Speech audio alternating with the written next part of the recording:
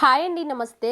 ఈరోజు మన కిచెన్లో క్యారెట్ కరాచీ హల్వాని చాలా సింపుల్గా తక్కువ టైంలో టేస్టీగా ఎలా ప్రిపేర్ చేసుకోవాలో ఈ వీడియోలో మీకు చూపిస్తాను. ఇలా ప్రిపేర్ చేసిన ఈ క్యారెట్ కరాచీ హల్వా చాలా రుచిగా ఉంటుందండి. పిల్లలైతే చాలా ఇష్టంగా తింటారు. ఈ క్యారెట్ కరాచీ హల్వాని ఇక్కడ నేను రెండు క్యారెట్స్తో ప్రిపేర్ చేశాను. క్యారెట్స్ని ముందుగానే ఇలా నీట్గా పీల్ చేసి క్లీన్ చేసి పెట్టుకోవాలి.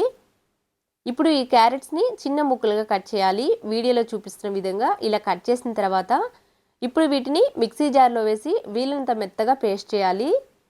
జనరల్గా కరాచీ హల్వాల్లోకి ఫుడ్ కలర్ని వేస్తారు. ఫుడ్ కలర్ వేయకుండా ఇక్కడ నేను బీట్రూట్ని చిన్న ముక్కలుగా కట్ చేసి వేశాను. ఇప్పుడు కొంచెం నీళ్ళు కూడా వేసి వీలైనంత మెత్తగా పేస్ట్ చేయాలి. ఆ తర్వాత తగినంత నీళ్ళు వేస్తున్నాను. ఇక్కడ నేను బీట్రూట్ తీసుకున్నాను కదా, ఒకవేళ బీట్రూట్ ఫ్లేవర్ ఇష్టం లేకపోతే బీట్రూట్ లేకుండా అయినా కానీ ప్రిపేర్ చేసుకోవచ్చు. జస్ట్ కలర్ కోసం మాత్రమే వేశాను. వేరొక గిన్నెలోకి ఇలా ఫిల్టర్ చేసేయాలి. ఇలా చక్కగా ఫిల్టర్ చేసిన తర్వాత మిగతా ఉన్న పిప్పిని పక్కన పెట్టేస్తున్నాను. ఇప్పుడు ఈ నీళ్ళల్లోకి ఒక హాఫ్ కప్పు వరకు కార్న్ఫ్లోర్ని తీసుకుంటున్నాను. కార్న్ఫ్లోర్ వేసిన తర్వాత ఎక్కడక్కడ ఉండలు లేకుండా చక్కగా కలిపేసేయాలి. ఇలా కలిపిన తర్వాత ఇప్పుడు ఈ కార్న్ఫ్లోర్ నీళ్ళని పక్కన పెట్టేస్తున్నాను. నెక్స్ట్ మళ్ళీ కార్న్ఫ్లోర్ కొలిచిన కప్పుతోనే 1.5 కప్పు వరకు బెల్లం తురుముని తీసుకుంటున్నాను. బెల్లం ప్లేస్లో పంచదార అయినా కానీ తీసుకోవచ్చు. ముందుగా ఈ బెల్లంలోకి కొంచెం వాటర్ వేసేసి స్టవ్ మీద ఉంచి వీడియోలో చూపిస్తున్న విధంగా ఇలా కరిగించాలి. ఫిల్టర్ చేస్తాం కాబట్టి ఇలా కరిగించి నెక్స్ట్ ఇప్పుడు మనం ఏ పాత్రలో అయితే కరాచీ హల్వా ప్రిపేర్ చేస్తామో ఆ పాత్రలోకి వడకట్టేసేయాలి. కరాచీ హల్వా ప్రిపేర్ చేసేటప్పుడు స్టవ్ మీద అడుగు మందంగా ఉండే పాత్రను తీసుకోవాలి. అప్పుడే అడుగంటకుండా చాలా బాగా వస్తుంది. లేకపోతే నాన్ స్టిక్ కడాయి అయినా తీసుకోవాలి.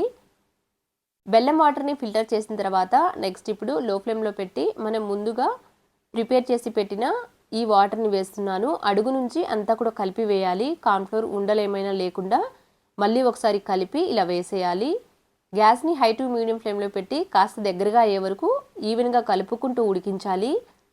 ఈ హల్వా ప్రిపేర్ అయ్యేపాటికి కనీసం నాకు ఇక్కడ 25 నుంచి 30 నిమిషాల పాటు టైం పట్టింది. కంటిన్యూషన్గా కలుపుకుంటూ ఉండాలండి, లేకపోతే అడుగు పట్టేస్తుంది. ఇలా కాస్త దగ్గర అయిన తర్వాత ఫ్లేవర్ కోసం ఇలాచి పొడి వేశాను. మధ్యలో కొంచెం నెయ్యి కూడా వేసుకోవచ్చు. వీడియోలో చూపిస్తున్న విధంగా ఇలా కాస్త దగ్గరగా అయిన తర్వాత నెక్స్ట్ ఇప్పుడు వీటిలోకే మనకి నచ్చిన కొన్ని నట్స్ వేసుకోవచ్చు. ఇక్కడ నేను మాత్రం కాజుని ముక్కలుగా కట్ చేసి ఆ కాజు ముక్కలని ఒక గుప్పెడు వరకు వేశాను. ఇలా వేసేసి మరి కాస్త దగ్గర అయ్యే వరకు ఉడికించాలి. ప్యాన్ నుంచి సెపరేట్ అవుతూ ఉండాలి. అలా ఉంటే హల్వా చక్కగా ఉంటుంది. ఇలా ప్రిపేర్ చేసి స్టవ్ ఆఫ్ చేసేసి ఇప్పుడు ఒక ప్లేట్కి నెయ్యి రాసి ఉంచాను. ఆ ప్లేట్లోకి కొంచెం నట్స్ వేసి ఆ తర్వాత ఇప్పుడు ఈ కరాచీ హల్వా కూడా వేసేసి పైనుంచి కొంచెం మళ్ళీ గార్నిష్ కోసం నట్స్ వేస్తున్నాను. నట్స్ కూడా వేసేసి ఒక పావు గంట పాటు పక్కన పెట్టేసేయాలి. 10-15 మినిట్స్కే ఇది పూర్తిగా చల్లారిపోతుంది. ఎక్కువ టైం కూడా పట్టదు. ఇక్కడ నేను పైన పిస్తా పలుకులు వేశాను. ఇలా వేసేసి ఒక 10 నిమిషాల పాటు పక్కన పెట్టాను.